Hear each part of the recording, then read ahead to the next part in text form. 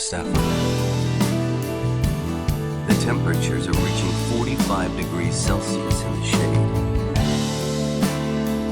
This is a place no primate in its right mind, chimp or human, would choose to live. But these guys don't have a choice. And perhaps neither did our ancestors.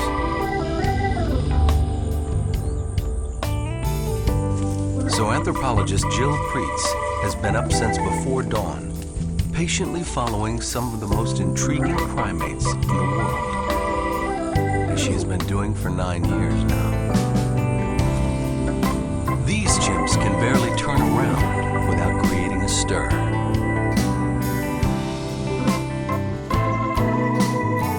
The whole reason that I chose Fungoli as a study site is because it is so different from any other site where chimps have been habituated.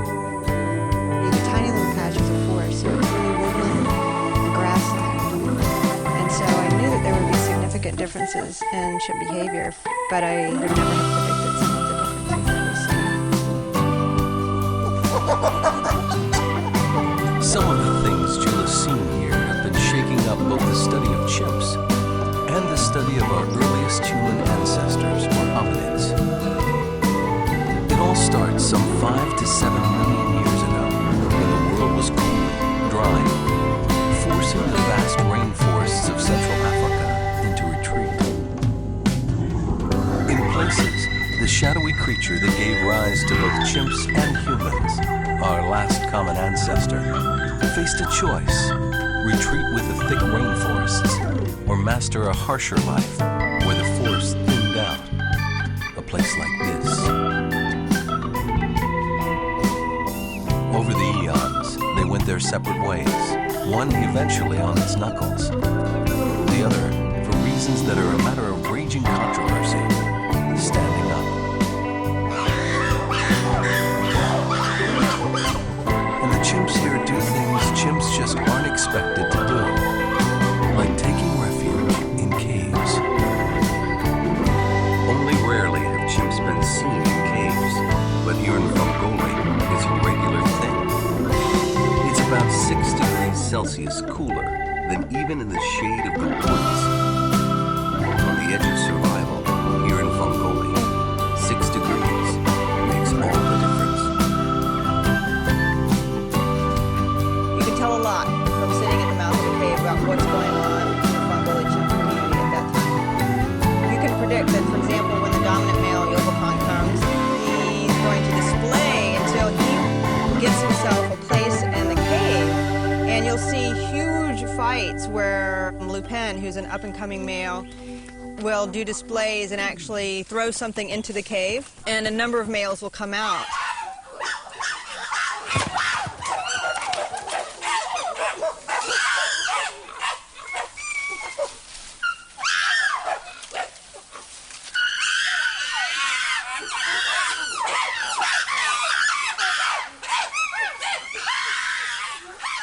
The scene may call to mind B-movie imaginings of how our ape-man ancestors lived through the ages. But there may be a serious lesson to be learned about ourselves here. It shows how significant the environment can be in terms of ape behavior in this type of environment. And also I think it's interesting to people because it's sort of reminiscent of perhaps early humans. You think of, you know, cave use, and perhaps the first shelters were caves. With the commotion over, a mother and her daughter prepare for a siesta in the cave. That they are both alive and together is pretty much a miracle. Amy, about a year old now, plays with sticks while Mom Tia rests.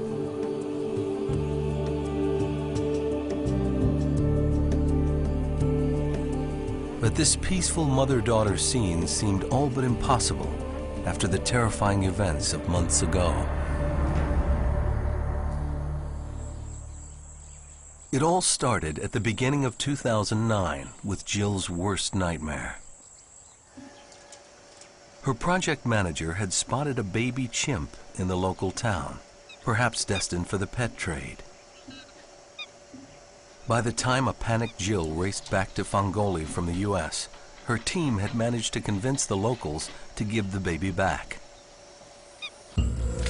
Jill and the team were determined to reintroduce the baby to the wild. But that would only be possible if the mother was alive, and usually mothers are killed when babies are taken. Jill had to find the chimps, and fast. I was walking actually not far from here, and I didn't hear the chimps, but all of a sudden I saw a Karamoko walking across the road, and it was the greatest thing I could imagine. And so I radioed Johnny. I said, the chimps are here. And right after that, I saw that Tia was there with no baby.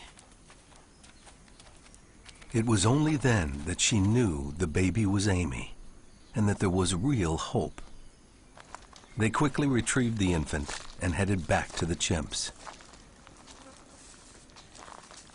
They placed the baby in a bag and carried her as close as they thought they could safely get to a fig tree where the chimps were feeding. Finally, a remarkable young orphan named Mike noticed them. Mike is very curious, and he likes to watch people, I think, more than some of the other chimps. And so he saw us, and he was watching us, and so we backed away, and the baby just sat in the bag. And then pretty soon, Mike comes up the hill, and he kind of stands up like chimps will do when they want the infant to come to them. And the baby sort of, it looked like the baby kind of leapt into his arms, and he grabbed her at the same time, and they came together. The baby gave out this little scream, I think, of excitement, really.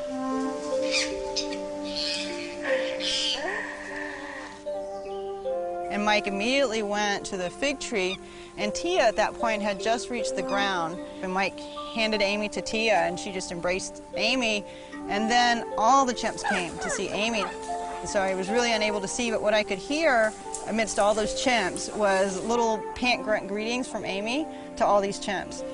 Thanks to Mike, the mother and daughter reunion went off more smoothly than Jill could have imagined. Little Amy, aside from being unwilling to let her mom out of arm's reach, seemed fine.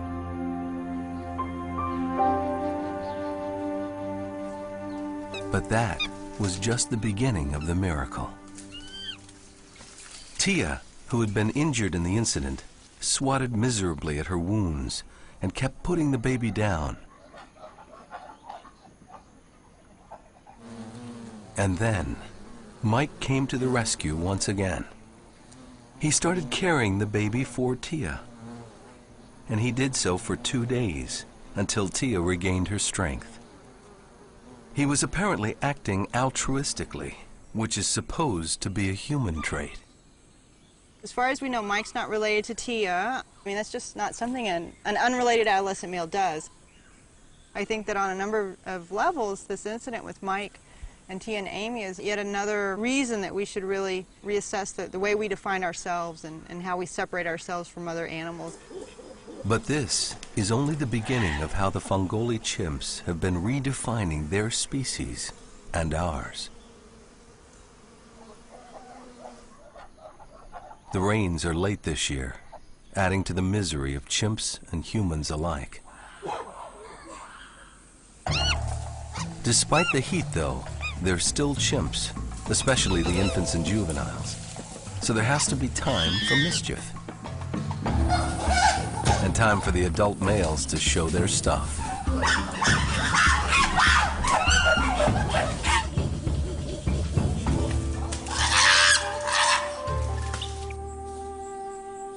But it's Jill's female chimps who have really been stirring things up in the scientific community by knocking humans down yet another peg. They're hunting with spears. This is their prey. Bush babies are little primates that hunt by night, but retreat into the hollows of trees by day. And this is Tumbo, the rock star of spear hunting and the bush baby's nemesis. In 2007, Tumbo was caught on tape just after she had been stabbing a pointed stick into a hole in a tree. Then she sat down to enjoy a luscious meal of bush baby that she had killed with a weapon of her own making. It was a stunning moment. This is an amazingly significant event. The fact that chimps at Fongoli hunt with tools is just unique. I mean, we had never expected to see that with chimpanzees. In fact, that's something we've used to define our own species. Reaction to the news that chimps were hunting with tools generated tremendous excitement and some skepticism. The spear hunting in Fongoli is fascinating, and when I first heard it, I was intrigued. I mean, that is incredible to take tool use and have it be combined with hunting. Those are two very important aspects of human evolution. Before this discovery, this activity of using a tool to kill prey was seen as a uniquely human behavior and even one of the defining traits of humans. Others were not exactly sure how to interpret the behavior, though, and not convinced it is hunting. The probing is what happens when you see a hole and you put something into the hole to see what comes out. And chimpanzees do that everywhere. Hunting, I think of as they see a prey animal and then they go after it. For her part, Jill's observations lead her to believe this is clearly hunting, not strenuous probing. That's not what the chimps at Fongoli are doing. Most of the time what they're doing is really trying to incapacitate the prey. And so what you see is such a forceful jabbing motion that in fact I've described it as reminiscent of the shower scene in Psycho. Could this be how our earliest ancestors hunted? With wooden spears? Because wood rarely fossilizes, the chances of finding such relics are vanishingly small. And the idea that tool use could possibly go that far back is highly contentious. But Jill's chimps may give us a glimpse into that ancient past, some 5 to 7 million years ago. Proving beyond the shadow of a doubt that Jill's females are hunting is frustrating, though. Jill follows the males here, not wanting to habituate the females to human presence, for reasons frighteningly demonstrated by Amy's kidnapping. So she hasn't been able to capture a whole hunt on video yet.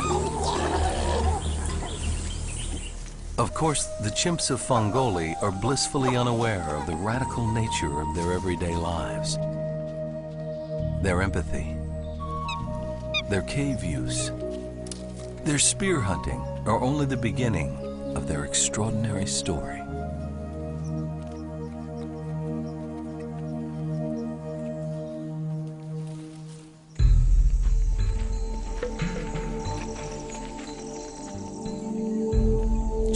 The morning in darkness, up before the chimps, and anxious not to be left behind as they awaken.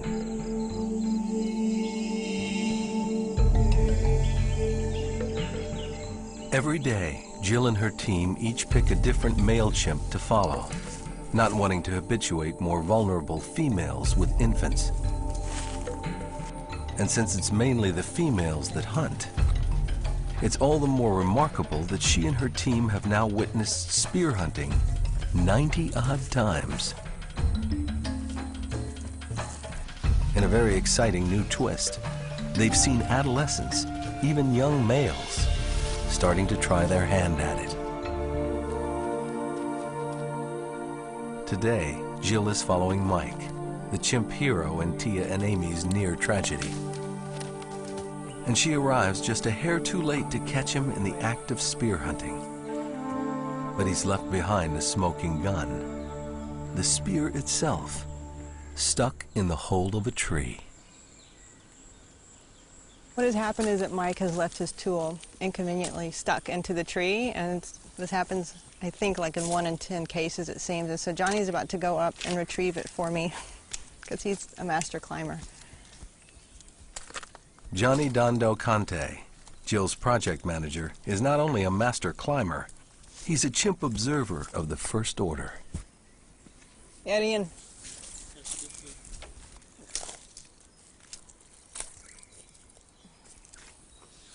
So this is a tool that Mike made, and it's a little shorter than average, so it would be about like this long, but it's quite sturdy. And so this is what he was using to stab down into the cavity. Early this year, Jill caught the youngster Fanta, a 4-year-old female, awkwardly trying her hand at spear hunting, giving us just a glimpse of what the adult females are doing. But so far, the youngsters don't really seem to have the hang of it. So what they do is they almost always break off a live branch. Jill demonstrates the advanced hunting techniques of her Amazons of the woodlands. And this effectively makes the tool sturdier. And then a final step for some chimpanzees, especially some young females like Tumbo, is that they actually sharpen the end of the tool with their teeth.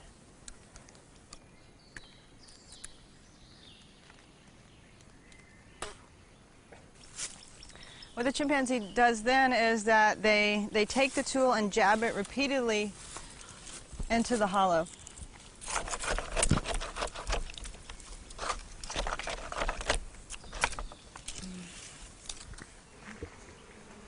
And if they're lucky, they get a bush baby.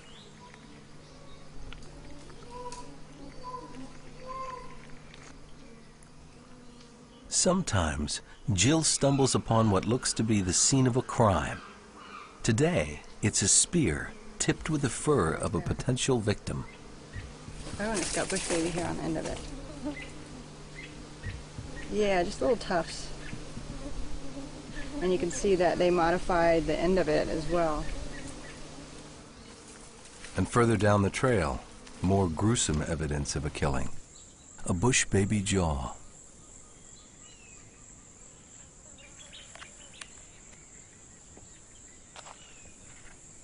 Meat is a rare treat here, especially for the females. Males capture prey by hand and don't usually share the meat. So a vital source of protein is also that icon of chimp studies, the termite mound. Almost every day, the Fangoli chimps reenact the moment that would forever change how we humans see ourselves. This is the same scene Jane Goodall witnessed in 1960. A chimp poking a slender stem into a termite mound to fish for insects. This is tool making, however crude. And up until then, only humans were supposed to make tools. Goodall's mentor, the famed paleontologist Louis Leakey, was moved to say, now we must redefine man, redefine tool, or accept chimpanzees as humans. Chimps will catch literally hundreds of termites a day. Jill is lucky to get one. It's definitely not as easy as it looks. I've got to get a termite. Termites are 3 times as calorie-rich as chicken, but they don't taste like chicken, and they bite. Got one. How do they taste? I don't mind eating.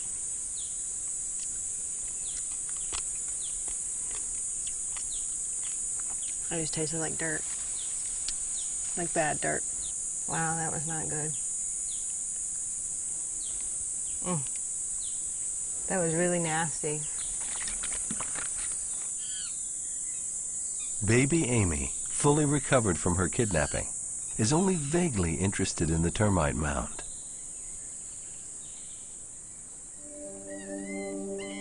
But her older cousin, 2-year-old Teva, intently studies the adult's every move.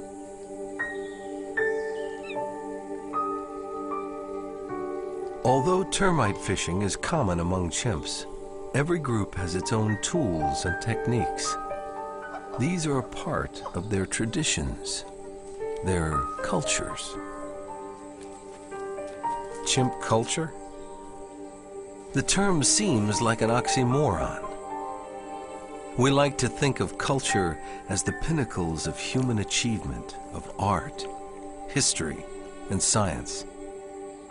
But in anthropological terms, culture is the transmission of group knowledge from one generation to another.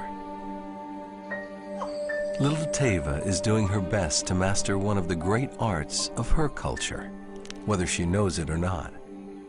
It usually takes 4 or 5 years to master the technique, but today she has an early triumph.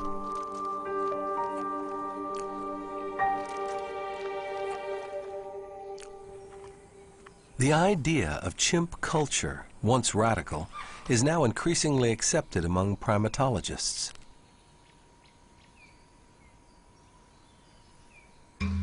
Chimps around Africa use different techniques to smash nuts and fruits. Some use wooden hammers and anvils, some stones. And the Fangoli chimps slam baobab fruits against stones or trees. Ant dipping, like termite fishing, happens almost everywhere. Chimps in some communities even eat distasteful medicinal plants when they're sick, passing on the knowledge that bitter medicine can make you better. As in human cultures, many chimp traditions are social. There's A-frame grooming, where 2 chimps will clasp hands high above their heads while inspecting each other for tasty parasites.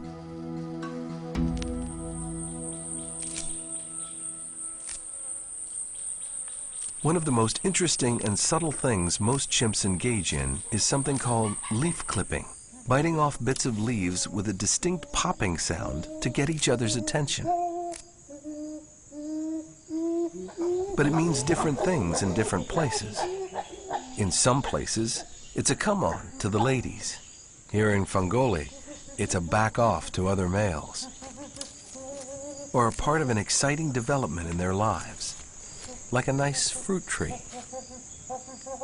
Right now they're sort of advertising themselves, but also just excited because they're starting to eat again. I mean, chimps get excited about everything.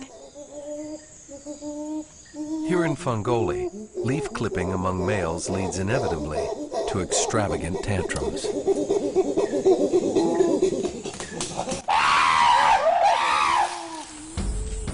Traditions passed down from adult to child. It's a flow of knowledge that once only we seemed capable of.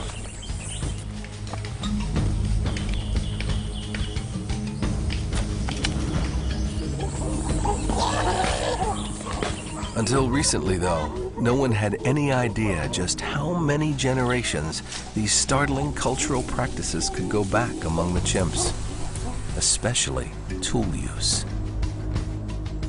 For a long time, researchers assumed that chimps had learned how to use tools by watching humans. Then, in another part of Africa, researchers decided to do something radical, conduct chimp archaeology, and that changed everything.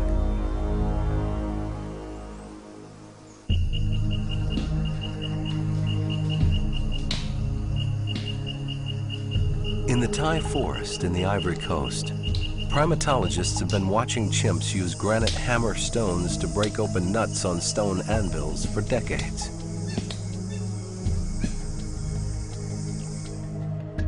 Recently, primatologist Christophe Bosch and archaeologist Julio Mercader decided to start digging to see if they could find older nut-cracking tools. The first time archaeology had been applied to chimps. And they found what they were looking for in 4,300-year-old sediments. That's more than 200 generations of a chimp stone age, meaning that chimpanzees couldn't have copied toolmaking from humans. There were no human settlements in the Thai forest that long ago. But some take this as evidence of a far more earth-shattering possibility. That stone tool use goes back at least as far as that critical moment when human and chimp ancestors parted ways.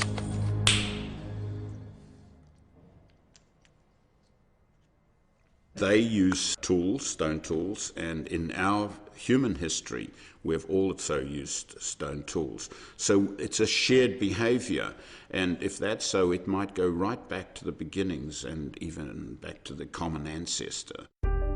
Here's the catch. Clearly human-made stone tools like these don't appear in the record until 2.5 million years ago. The common ancestor may have lived 5 to 7 million years ago. Where are the tools that fill that 4 million year gap? Harris thinks they're out there, but they've just never been recognized.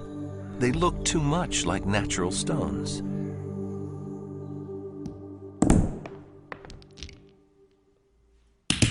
So he's got his graduate students copying chimp tool use in the lab, hoping to create an instantly recognizable signature dividing tool from natural stone. And you can see very clearly that it leaves a pit or an indentation in that rock, and that's very different than the other parts of the surface of this rock in front of me. Once they've created this template of iconic tool use markings, they'll start searching in fossil beds where our earliest ancestors have been found, hoping to find the stones that will rewrite our earliest prehistory. This is such novel work. We're right at the, I was going to say the cutting edge. I should perhaps say the pounding edge of studies in this field. I'm convinced we're going to find these pounding tools. The notion that tool use goes back that far is catching on among scientists.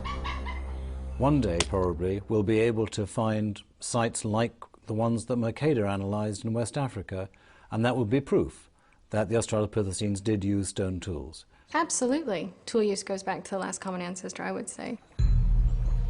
Anthropologists Cricket Sands and David Morgan have spent a decade studying chimps in the remote Guologo Triangle in the Republic of Congo. Hoping to capture the tool use behavior of these chimps, they set up camera traps around termite mounds. The images they captured simply blew their minds.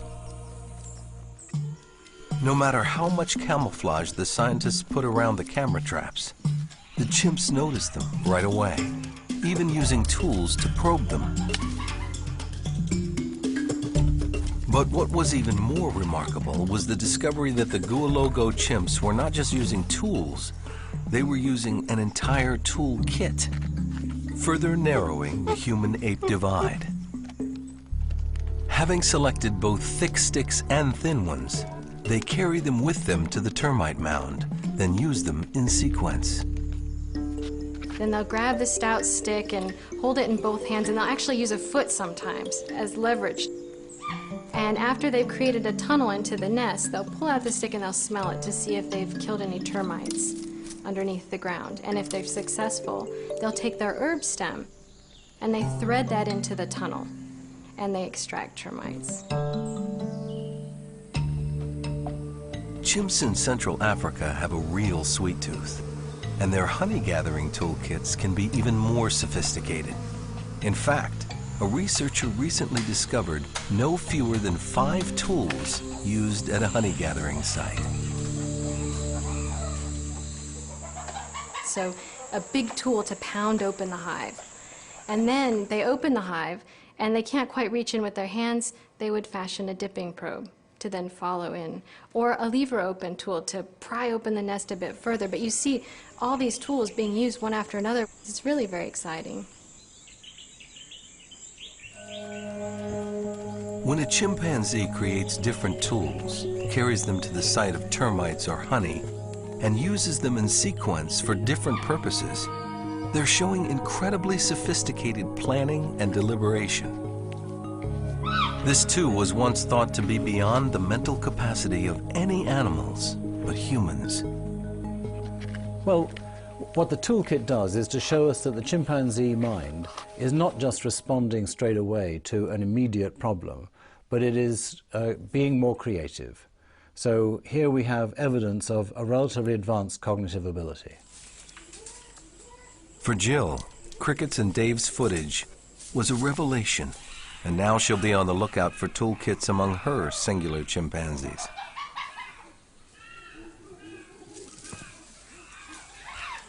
But she still doesn't have the critical video of her chimp's most extraordinary tool making and tool use. A complete hunt. From the manufacture of a tool through the killing of the prey.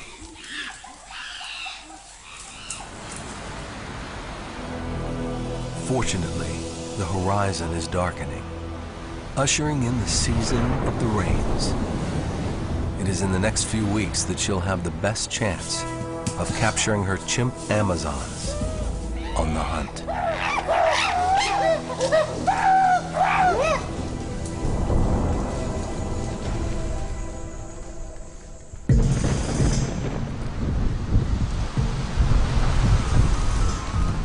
Weeks later than usual, the skies finally crack open and lash the woodland savanna of Fungoli with wind and rain.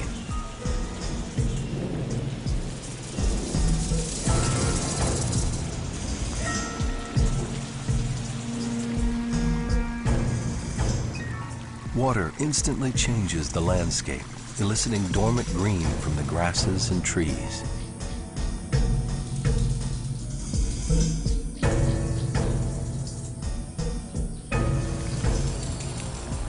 It moves like an alien force through dry gullies, and a very special place begins to fill with water. Jill has a good idea where the chimps might be headed today. After 6 months of blistering heat, everyone will be dying for a dip in the pool.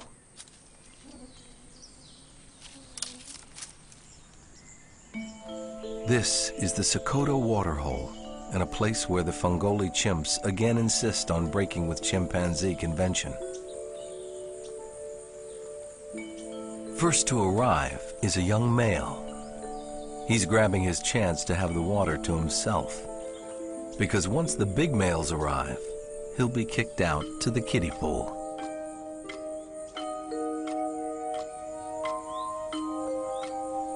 Everyone has his own approach to getting wet. There's the time-honored practice of dipping a toe in, of course.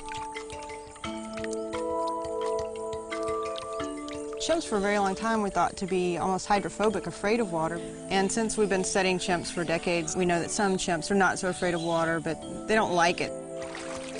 At Fungoli, they love water. Frito, an especially mischievous adolescent and a favorite of the researchers, simply adores it. Frito especially seems to be intent on getting into the water, and the adult males are not going to let him while they're there.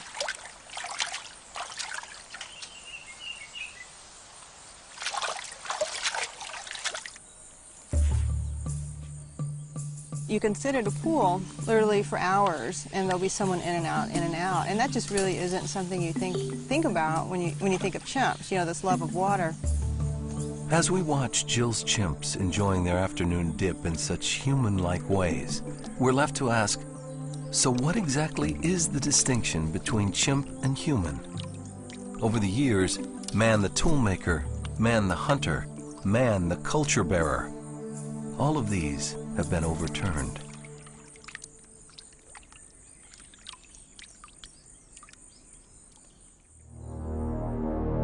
Man the thinker is another one. But our big brains came millions of years after we split from the other apes. Fossil-wise, other than some differences in hominid teeth, there's only one distinction left. Humanity stood up.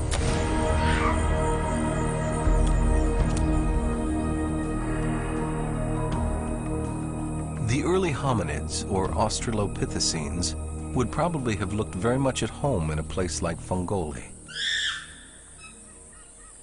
Well, I mean, to a large extent, what the Australopithecines looked like was a chimpanzee standing upright. Their heads were a little bit different, their face was shorter, there were slight changes in limb proportions, but they were about the size of a chimpanzee, and if you saw a chimpanzee standing upright from a long way away, you could easily confuse it for an Australopithecine. But why stand up? the question that has plagued the study of human evolution for decades has exploded into multiple answers.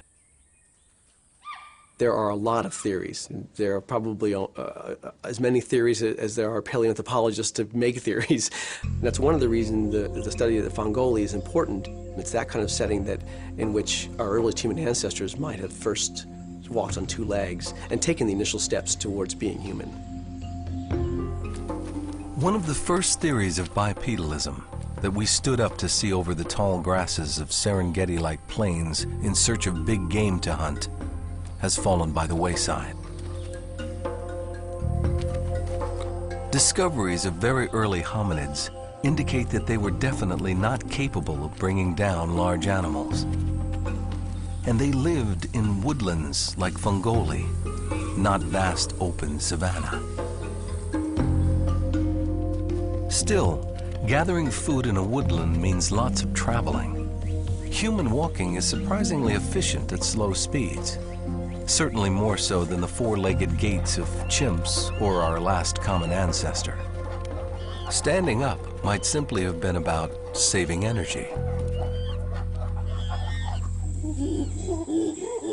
Because so much bipedalism happens during male displays, some have proposed that it originated with social functions, to intimidate other males and even show off male assets to females.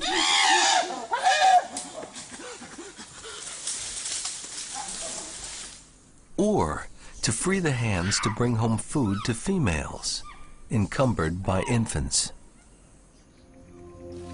In Fongoli, Jill sees an awful lot of standing simply to reach up for food, both on the ground and in the low branches of trees.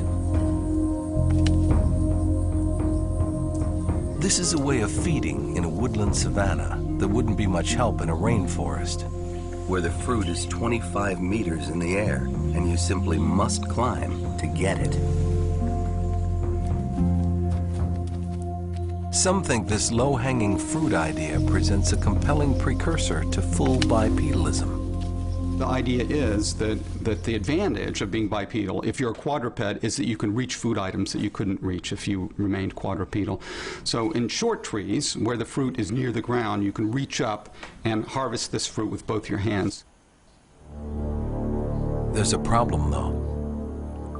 For millions of years, our first ancestors still had hands and shoulders suited to climbing trees. In this hypothesis, the males probably would have monopolized the easy feeding from the ground, forcing females and juveniles into the low branches of the trees to get their own fruit, thus preserving the climbing anatomy of our early ancestors. And standing up in the trees themselves, which chimps do all of the time, might have started selecting for upright anatomy as well.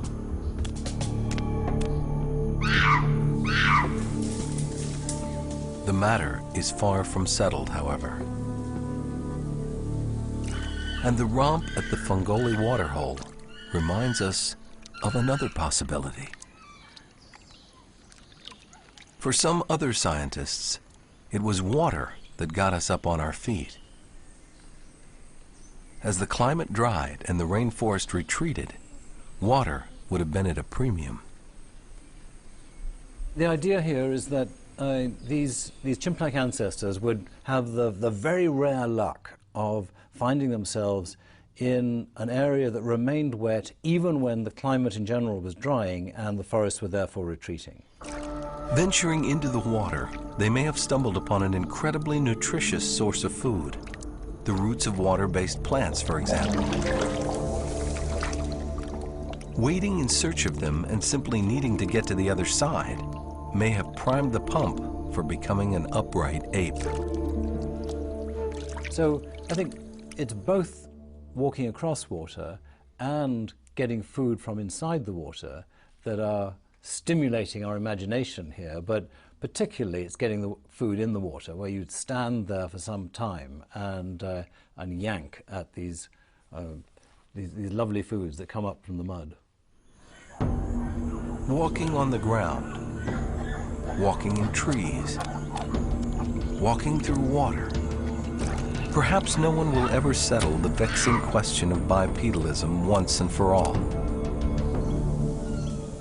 But since it's the defining characteristic of our species, we'll keep trying. Jill, for her part, doesn't see any attempts at wading or searching for water-based foods here. There's just a cool respite and a chance for fun.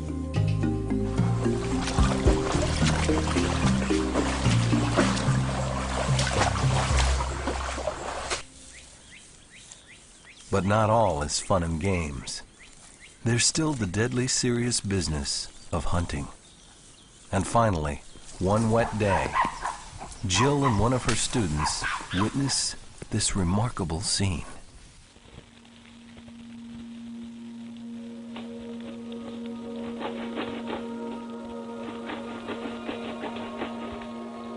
It's Bilbo, not an adult female, not an adolescent, but a 25-year-old male, unmistakably hunting. Again and again, he stabs at the hole with a stripped, sharpened stick, the violence of it reverberating through the forest.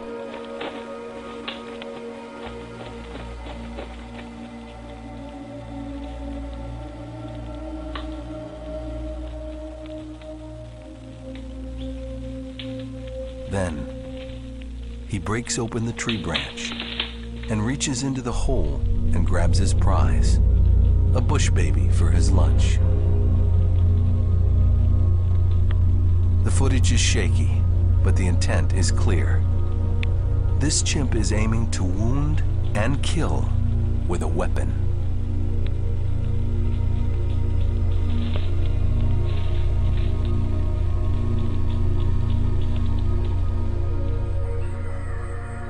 Over the course of 3 years, Jill has watched spear hunting being passed from adult females to their adolescents, and now to the adult males. It's conceivable she's witnessed the very beginning of a new chimp technology, led by the ladies of Fungoli. And as Jill's preparing to pack up and leave Fungoli until her next field season, the chimps will take on yet another scientific barrier between ape and human.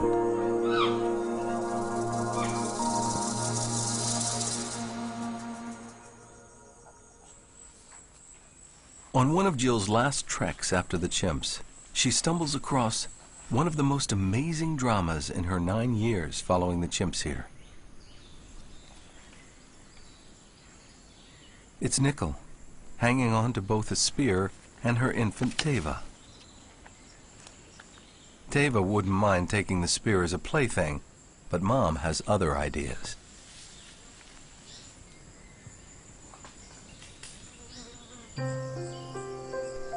Mother Nickel takes a couple of stabs at a hole where she has clearly already been hunting, leaving other spears behind.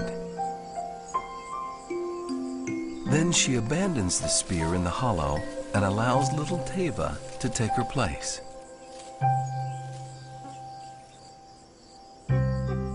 Teva begins trying her hand at the spear in the tree.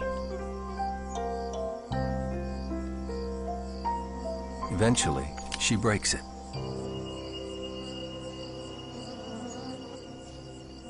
And then, stunningly, Nickel makes her another tool and tries to hand it down. Teva doesn't take it. So Nickel reaches down and puts it in the hole for future lessons. And sure enough, little Teva is soon back at it, this time fashioning a spear of her own. Is Nickel actively teaching Teva how to hunt? Right now, they're on the razor's edge of chimp science. Humans are supposed to be the only ones who actively teach. Chimp babies are supposed to learn only through imitation. So why is it that the females are the more accomplished huntresses, the apparent technological innovators, and the best students? Perhaps they have no choice. Males in chimpanzee society grow up to dominate. Through sheer size and brute force, they monopolize the best of everything, especially food. So maybe this is driving the females to innovate, to get creative, especially in such a tough environment as Fangoli. All of this leads to the biggest question of all. What do the spear-hunting females of Fangoli have to tell us about our own origins? Among our earliest ancestors, is it possible that females took the lead in technology, innovating, fabricating, and mastering the tools of the kill?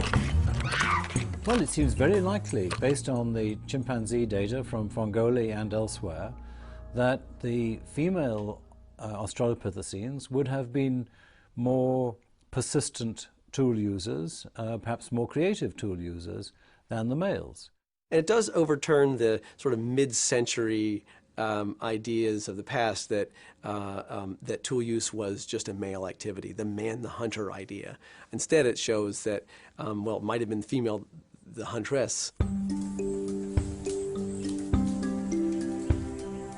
And as the summer comes to an end, the community of Fangoli is thriving.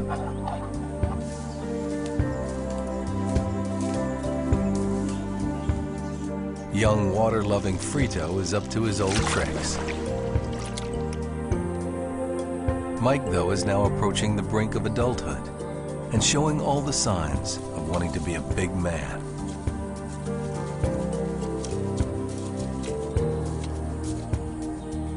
Tumbo, the star huntress of the savannah, has had her first baby, a little boy named Sai.